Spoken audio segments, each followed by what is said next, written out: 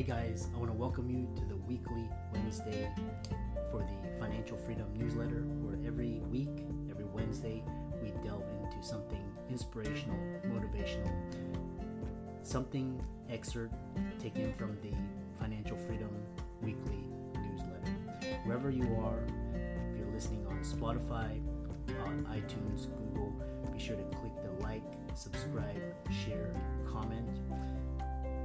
And without ado, let's get into the show.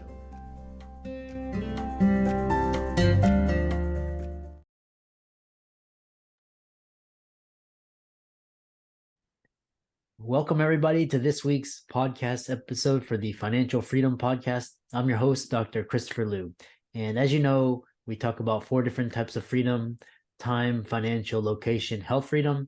And in that regard, I'm always interviewing influencers, creators, entrepreneurs, doing things on the cutting edge, recording those insights and sharing it with the masses. So today we have an entrepreneur, marketing strategist, Adam Sinkus, and we're going to talk all about providing actionable marketing insights. So it's going to be a great conversation. He's the founder of Cowork Hub Virtual, and he's also managing director of My Roofing SEO. So I'll let him talk about his background and introduce him to the show. So Adam, welcome.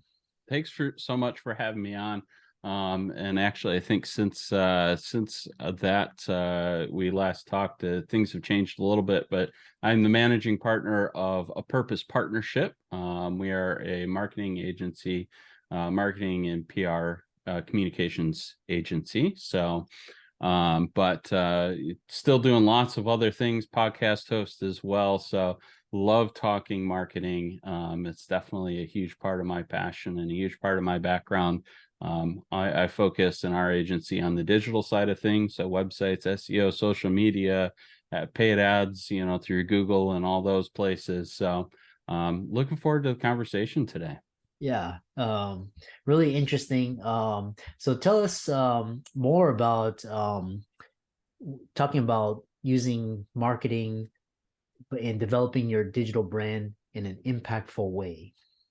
Yeah, so there's a couple of things, right? So one, we have to realize that people don't want to be just cold sold to. So the days of email pitching, sending crazy DMs over, all that is kind of gone out the window, and people want to come find you. They want to build that relationship. They want to build that trust with you. And how do we do that?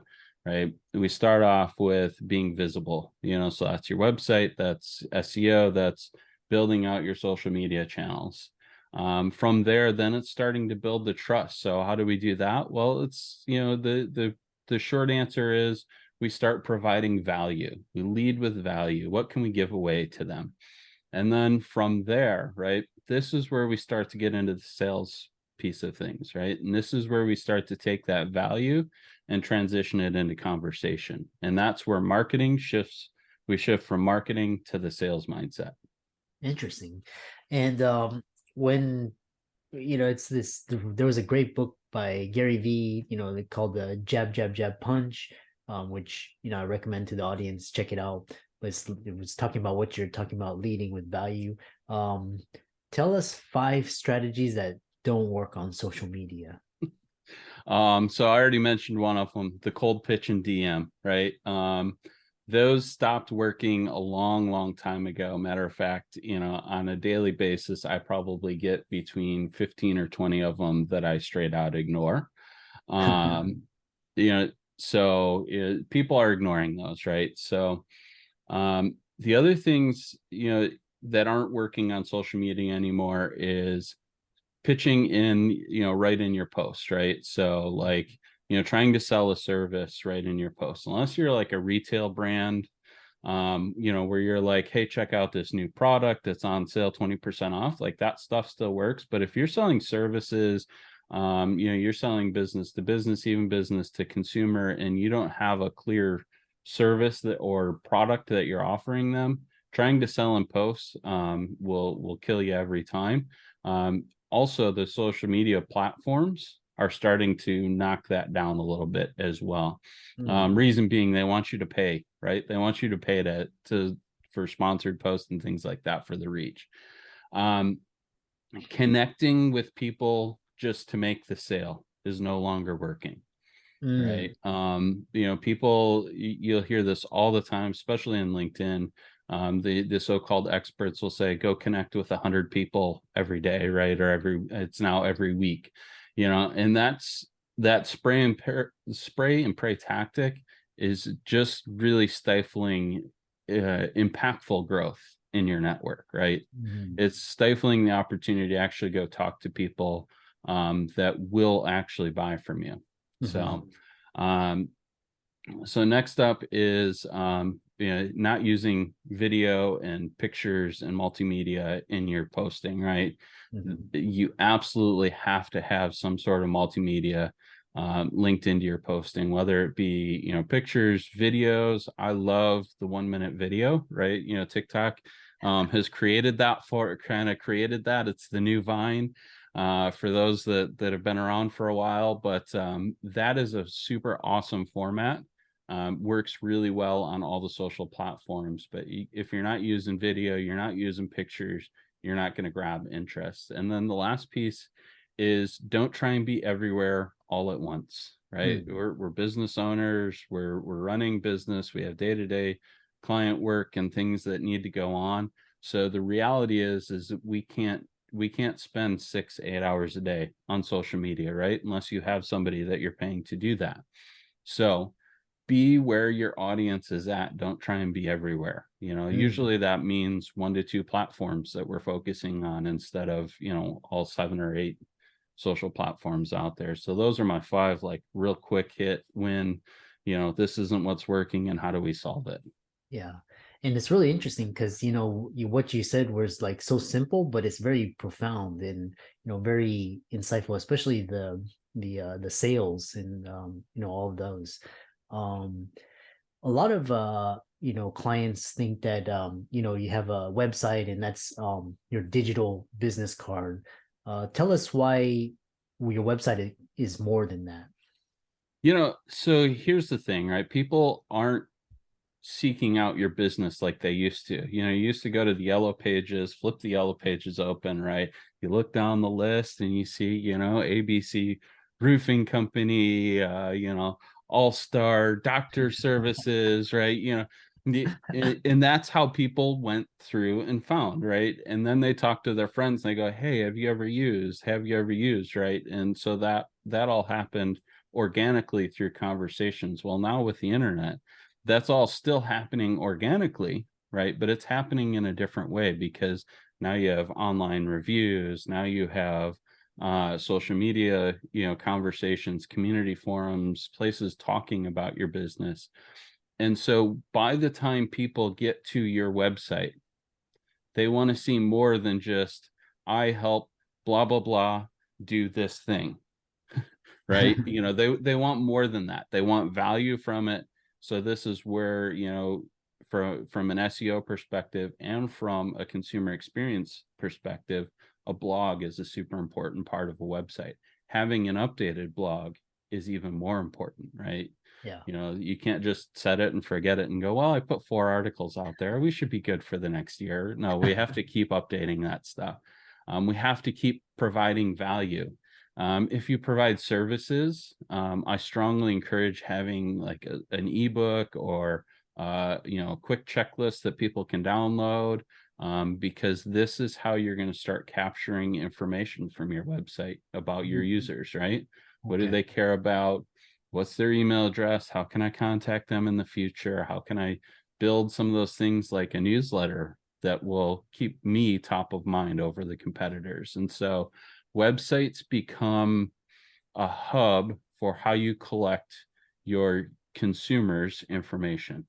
Mm, interesting. Um, the other thing is when you talk about when especially with social media, um everybody's all about the followers, how many followers you have. Most of them are bots and scammers, and and then how many likes you have. Why is that not important? You talk about that. You know, it's a mixed bag, right? It is, but it isn't, right? It's not important in the perspective of I'd rather have 10 really interested super fans of my business than 100 random followers, right?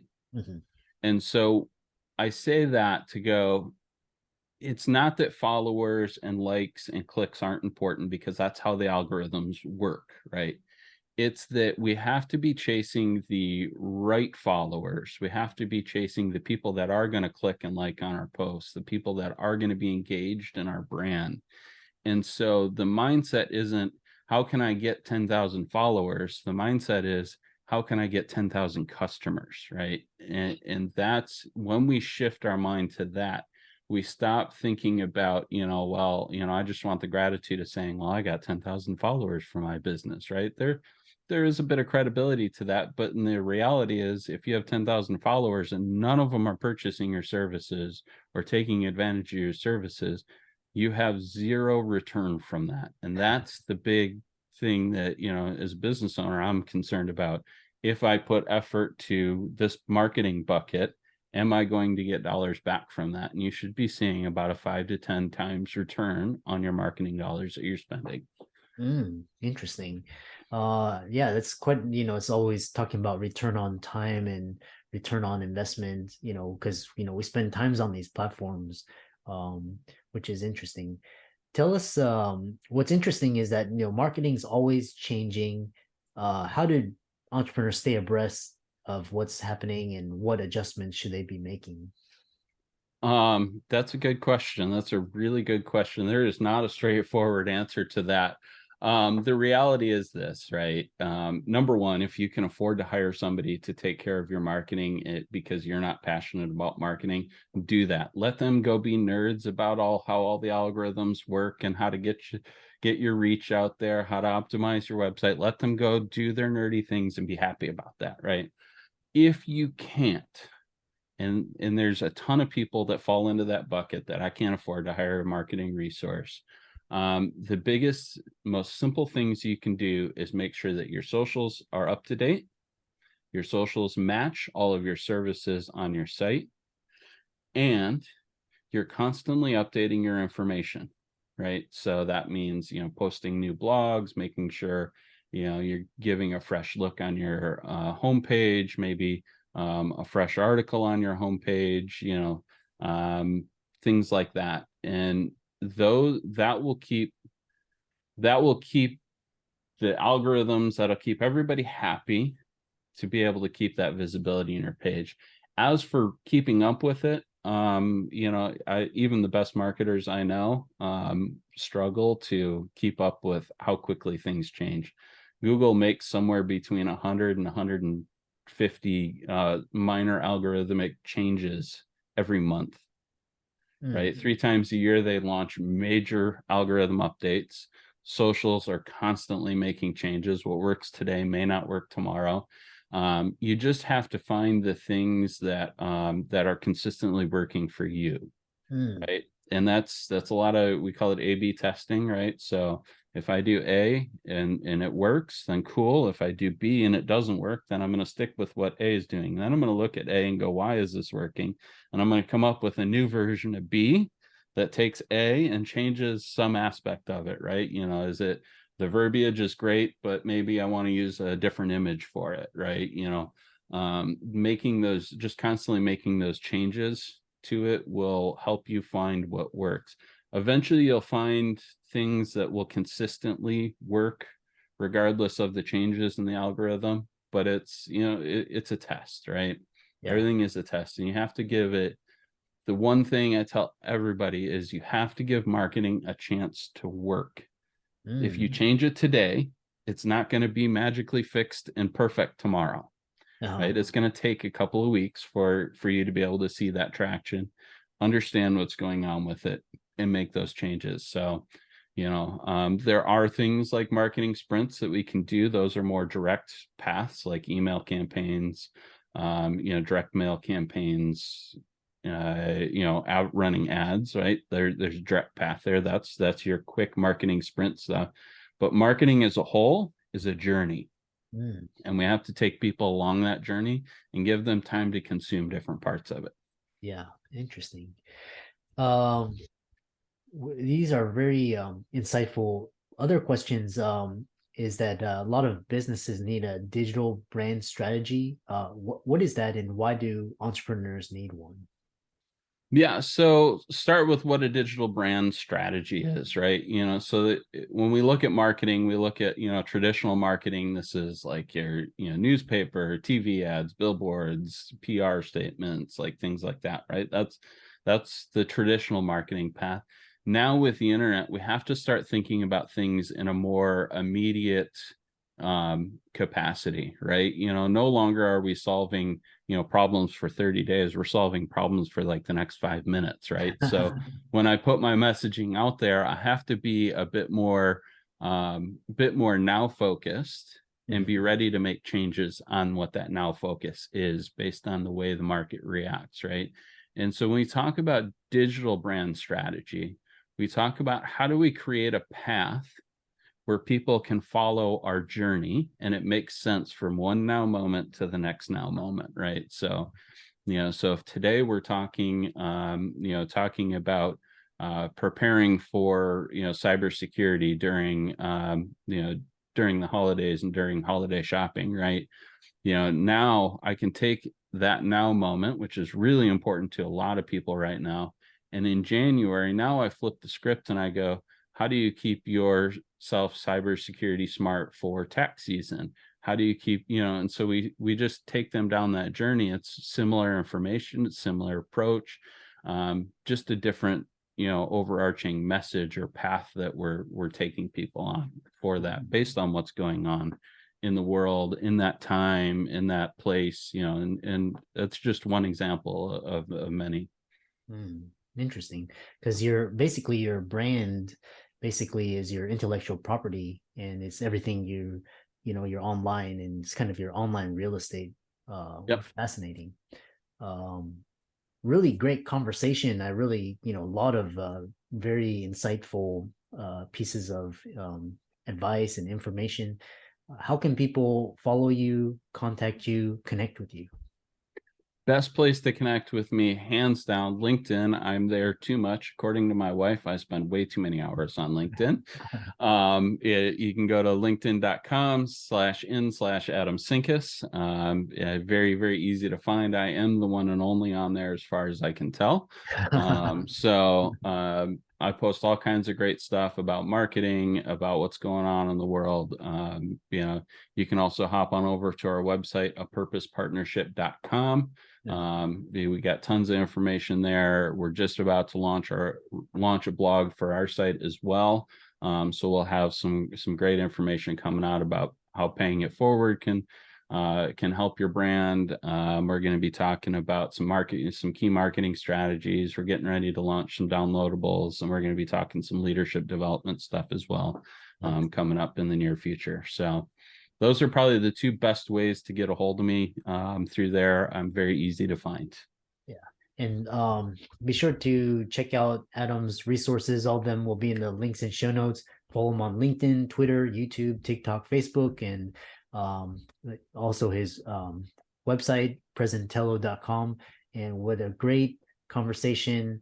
And thanks so much for coming onto the podcast.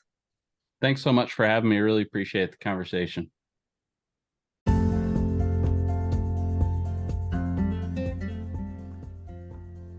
I hope you really enjoyed that wonderful, inspirational, motivational piece. Again, wherever you are listening, if you liked it, be sure to like, comment, share, subscribe. We're on everywhere: Spotify, iTunes, Google, Amazon, Audible. And without much ado, be sure to thank this show's sponsors, and we'll see you next week.